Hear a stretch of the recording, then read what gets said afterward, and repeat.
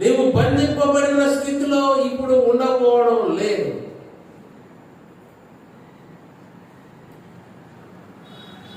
నీవు నీ పాపములకు,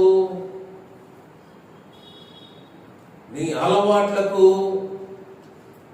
నీ బలహీనతలకు,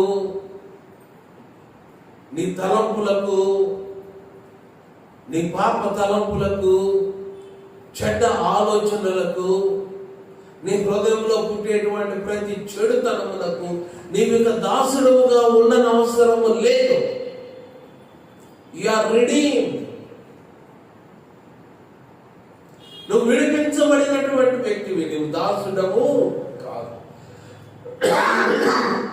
కనుక మాటి మాటికి ఆ పాపమును చేయవలసినటువంటి అవసరత నీకు లేదు.